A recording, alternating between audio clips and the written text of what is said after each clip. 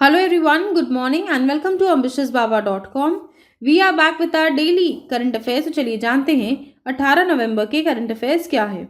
इसके अलावा अगर आपने हमारा weekly revision current affairs class miss किया है तो ऊपर आई बटन में उसका लिंक है, वहां से आप उसे चेकआउट कर सकते हैं। और आज की क्लास का पीडीएफ का लिंक आपको नीचे डिस्क्रिप्शन बॉक्स में मिल जाएगा, वहां से आप उसे डाउनलोड कर सकते हैं। चलिए बढ़ते हैं आज के क्वेश्चंस की ओर। पहला सवाल, इनमें से किस बैंक और पे नियर बाय ने ओपन बैंकिंग समाधान पेश करने के लिए करार किया है?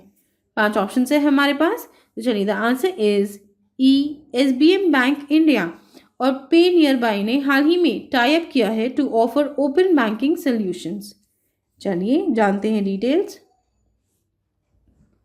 तो एसबीएम यानी कि State Bank of Mauritius India ने हाल ही में टाई अप किया है विद पे नियर बाय, जो कि एक फिनटेक स्टार्टअप ऑफरिंग कंपनी है जो कि फिनटेक यानी कि फाइनेंशियल, टेक्नोलॉजिकल और डिजिटल सर्विसेज प्रोवाइड करेगी लोकल लेवल पे। तो ये जो दो फर्म्स हैं इन्होंने आपस में एक एमओयू साइन किया है जिसके तहत वो एक ओपन बैंकिंग नेटवर्क को बिल्ड और डेवलप करेंगे ताकि एक्सेस दिया जाए टू बेसिक बैंकिंग सोल्यूशंस और उसके साथ साथ advance financial services for the customers.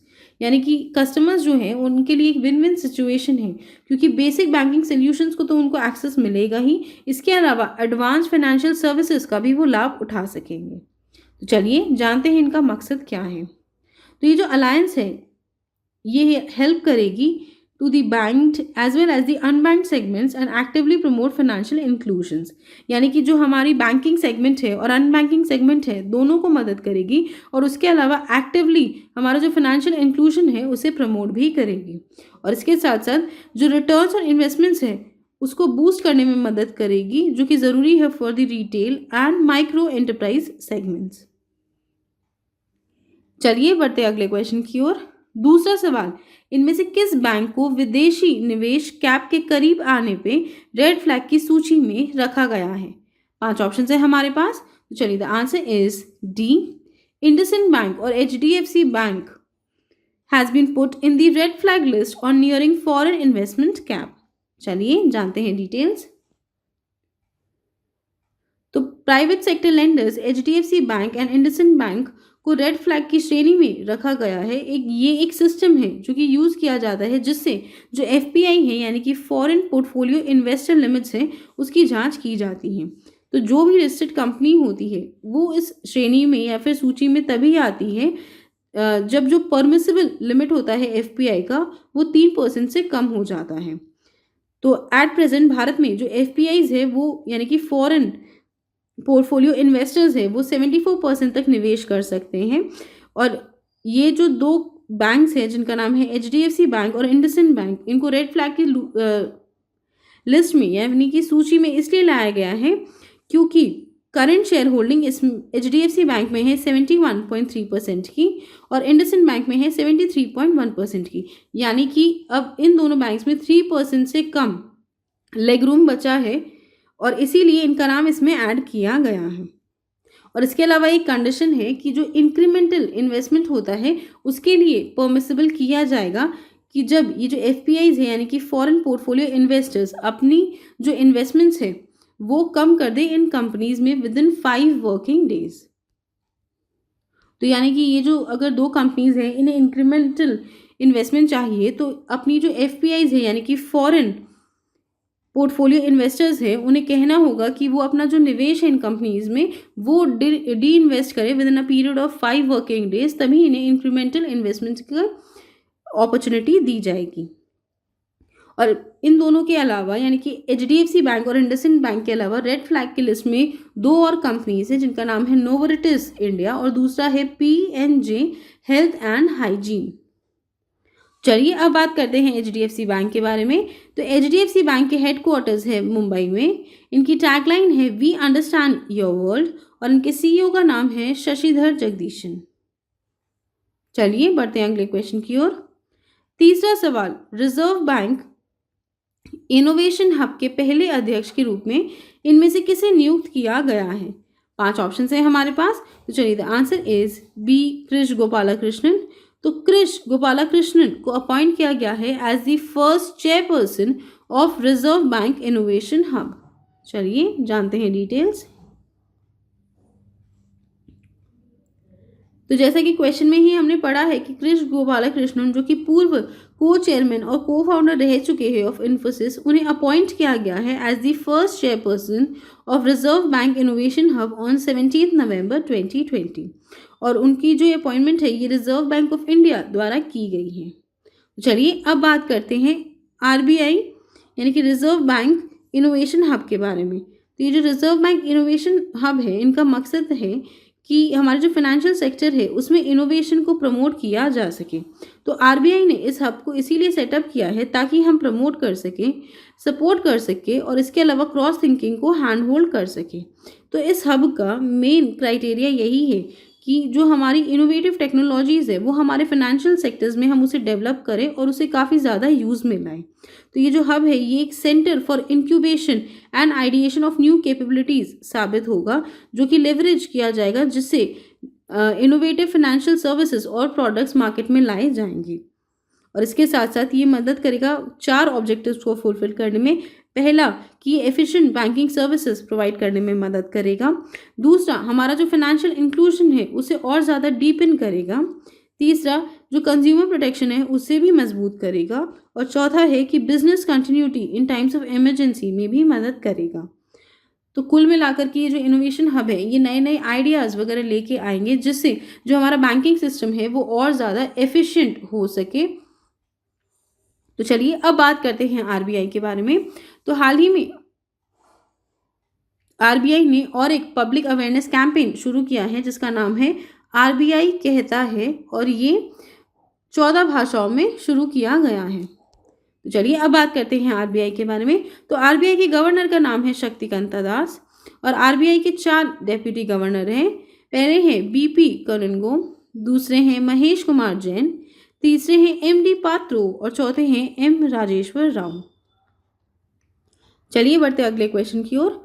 चौथा सवाल, उस कैप्सूल का नाम बताइए जिसमें स्पेसएक्स ने एक निजी कंपनी द्वारा नासा के लिए पूर्ण टैक्सी फ्लाइट पर अंतर्राष्ट्रीय अंतरिक्ष स्टेशन के लिए 4 अंतरिक्ष यात्रियों को लॉन्च किया है। 5 ऑप्शन है हमारे पास। तो चलिए the answer is E resilience. तो resilience in which SpaceX has launched 4 astronauts to the International Space Station on the first full-fledged taxi flight for NASA by a private company। चलिए जानते हैं डिटेल्स। तो जैसे कि हमने क्वेश्चन में ही पढ़ा है कि SpaceX ने हाल ही में लॉन्च किया है 4 एस्ट्रोनॉट्स को, जिनमें से 3 अमेरिकी है और 1 जापानीज है, और ये जाएंगे to the International Space Station on the first full fledged taxi flight for NASA. और नासा का फुल फॉर्म है National Aeronautics and Space Administration, और ये लॉन्च किया गया है बाय अ प्राइवेट कंपनी। और ये लॉन्च किया गया था by falcon rocket from the Kennedy space centre, यानी कि कैनेडी स्पेस सेंटर से ये लॉन्च किया गया है, और ये जाएंगे to the International Space Station. तो ये जो कैप्सूल है इसका नाम है रेजिलियंस, और इस क्रू में 4 लोग शामिल है, और ये लीड किया गया था by commander Mike Hopkins, Shannon Walker, Victor Glover जो कि पहले ब्लैक एस्ट्रोनॉट हैं on a long term space station mission, और चौथे हैं जापान के शोइची नोगुची जो कि पहले व्यक्ति हैं 40 वर्ष में जिन्हें लॉन्च किया गया है उन 3 टाइप्स ऑफ स्पेस क्राफ्ट्स। तो चलिए अब बात करते हैं SpaceX के बारे में। तो SpaceX के फाउंडर एंड CEO का नाम है एलन मस्क। इसकी खोज की गई थी 6 मई 2002 को, और इनके हेडक्वार्टर्स है कैलिफोर्निया, यूनाइटेड स्टेट्स में। चलिए बढ़ते हैं अगले क्वेश्चन की ओर। 5वां सवाल, इनमें से किसे 2020 professor AN Bahaduri memorial lecture award से सम्मानित किया गया है?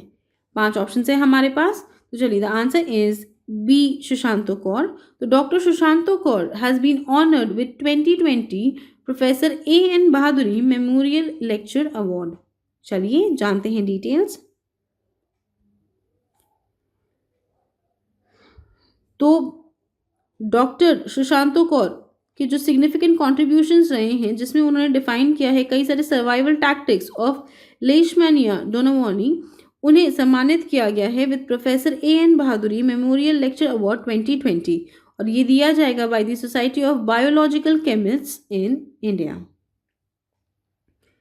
चलिए अब बात करते हैं कि उन्होंने क्या अपने रिसर्च में किया है। तो डॉक्टर सुशांत कौर के जो रिसर्च ग्रुप है उन्होंने स्टडी किया है लीशमैनिया का इंटरैक्शन हमारे इम्यून सेल्स के साथ, जैसे कि macrophages, dendritic cells and T cells के साथ।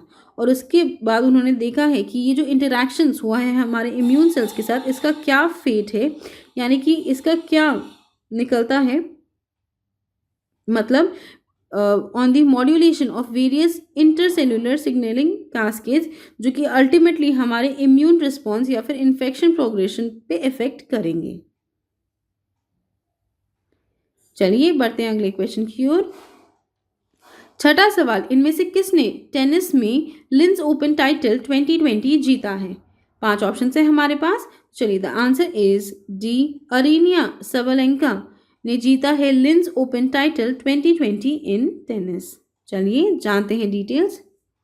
तो अरीना सबलेंका ने जीता है लिंस ओपन ऑन 16 नवंबर 2020। तो 22 वर्षीय बेलारूसियन ने अपनी जगह ट्रेड की है विद टेनिस के सुपरस्टार सेरेना विलियम्स के साथ, जिनकी रैंकिंग ड्रॉप कर गई है टू 11 बिकॉज उन्होंने फ्रेंच ओपन नहीं खेला है कई टाइम से ड्यू टू हर एचएलएस इंजरी। चलिए अब लिंस ओपन्स के बारे में बात करते हैं। तो लिंस ओपन्स खेला जाता है इन हार्ड कोर्ट और इसे स्पॉन्सर किया जाता है बाय जनरली ग्रुपिंग। तो ये यूजुअली हेल्ड किया जाता है इन लिंस, जो कि है ऑस्ट्रिया में, और वर्ष 2009 से इसे डेजिग्नेट किया जाता है as the WTA international tournament. तो चलिए अब हम बात करते हैं इनके चैंपियन की, जो कि है अरीना सबलेंका। जैसे कि हमने आपको बताया है कि वो एक बेलारूसियन टेनिस प्लेयर है जो 22 वर्ष की है और उनकी रैंकिंग थी 9वें नंबर पर इन सिंगल्स एंड दूसरे नंबर पर in doubles by the women tennis association. इसके अलावा सबलेंका ने जीता है अपना पहला grand slam at the 2019 US open और अब तक कुल मिला के उन्होंने 12 विमेन टेनिस एसोसिएशन टाइटल्स जीते हैं। चलिए बढ़ते हैं अगले क्वेश्चन की ओर। 7वां सवाल, झारखंड प्रतिवर्ष अपना राज्य दिवस किस तारीख को मनाता है? 5 ऑप्शन है हमारे पास। तो चलिए द आंसर इज सी, 15 नवंबर। तो 15 नवंबर को झारखंड एवरी ईयर सेलिब्रेट करता है अपना स्टेटहुड डे। चलिए जानते हैं डिटेल्स। तो हर वर्ष बिरसा मुंडा की जो बर्थ एनिवर्सरी है, जो कि 15 नवंबर को है, उस दिन झारखंड अपना स्टेटहुड डे मनाता है। तो इनके जो सैक्रिफाइसेस रहे हैं और कॉन्ट्रीब्यूशंस रहे हैं नेशनल मूवमेंट में, उसे सेलिब्रेट करना, उसे सम्मान देने के लिए 15 नवंबर को हर वर्ष झारखंड अपना स्टेटहुड डे मनाता है। और इसके अलावा झारखंड का निर्माण हुआ था 15 नवंबर को। तो वर्ष 2000 में झारखंड का निर्माण हुआ था और इससे पहले ये बिहार का एक हिस्सा था। चलिए अब बात करते हैं बिरसा मुंडा के बारे में। तो बिरसा मुंडा एक ट्राइबल फ्रीडम फाइटर थे जो कि मुंडा ट्राइब को बिलोंग करते थे और उन्हें धरती अब्बा यानी कि द अर्थ फादर के नाम से भी जाना जाता था। तो जो मिलेनियरियन मूवमेंट हुआ था, जो झारखंड में अरोज हुआ था, झारखंड बिहार में ड्यूरिंग द 19th सेंचुरी, उसके बैकबोन थे, यानी कि उनका बहुत बड़ा सपोर्ट था इस मूवमेंट को और उनके सम्मान में ही झारखंड स्टेटहुड डे मनाया जाता है 15 नवंबर को। और इनके नाम पे कई सारे कॉलेजेस वगैरह भी हैं, वहाँ का एयरपोर्ट भी बिरसा मुंडा के नाम पर ही है। चलिए बढ़ते हैं अगले क्वेश्चन की ओर। 8वां सवाल, राष्ट्रीय मृगी दिवस हर साल किस दिन मनाया जाता है? 5 ऑप्शन है हमारे पास। तो चलिए द आंसर इज सी, 17 नवंबर। तो 17 नवंबर को हर साल नेशनल एपिलेप्सी डे ऑब्जर्व किया जाता है। चलिए जानते हैं डिटेल्स। जैसे कि हमने क्वेश्चन में ही पढ़ा है कि हर वर्ष नेशनल एपिलेप्सी डे ऑब्जर्व किया जाता है 17 नवंबर को। ये दिन मनाने का खास मकसद यही है कि लोगों में एपिलेप्सी यानी कि मिर्गी के बारे में जागरूकता फैलाई जाए।